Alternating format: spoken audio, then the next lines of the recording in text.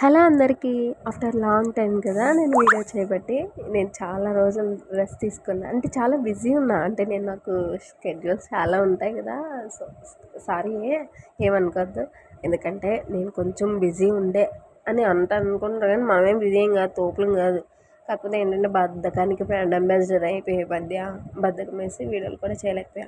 So ఇదేంటంటే కార్తీక మాసంలో అన్ని రోజులు చేసేవాళ్ళు ఒక ఎత్తు అయితే, అన్ని రోజులు చేసినట్టు ఫీల్ అయ్యి నేను అన్ని రోజులు చేసినట్టు ఫీల్ అయిపోయి పోలేరమ్మని సాగనంపడం, అది ఇంకొక వర్షన్ ఆఫ్ వే అనమాట. పూజ చేస్తున్నామా అంటే చేసాము, భక్తితోనా అంటే అవును అని.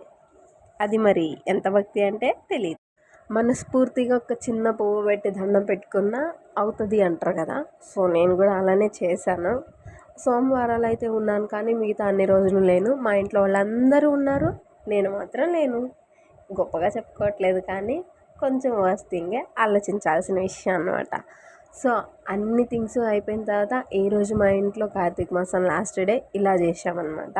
మార్నింగ్ 4:30కి లేచి పూజ చేసుకొని పోలేరమ్మని దీపం వదిలేసి దండం పెట్టుకొని మనస్ఫూర్తిగా ఇంకా ప్రసాదాలు చేయడానికి రెడీ అయిపోయాను అనమాట. ప్రసాదాలు ఏమేమి చేసాను తెలుసా? గారెలు, బూరెలు. అంటే నేను చేసినట్టు ఫీల్ అవుతాను అని అనుకోవద్దు, నేనే చేశాను ఎగ్జాక్ట్లీ చెప్పాలంటే. సో ఇదనమాట. కార్తీక మాసం అంతా మీరు చేశారా?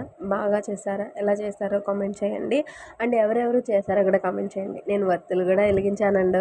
మంచి పని ఏదైనా ఉంది అంటే కార్తీక మాసంలో సోమవారం చేసినప్పుడు వత్తులు వెలిగించడం చాలా శ్రేయస్కరం అని విన్నాను. So back to office also. Bye.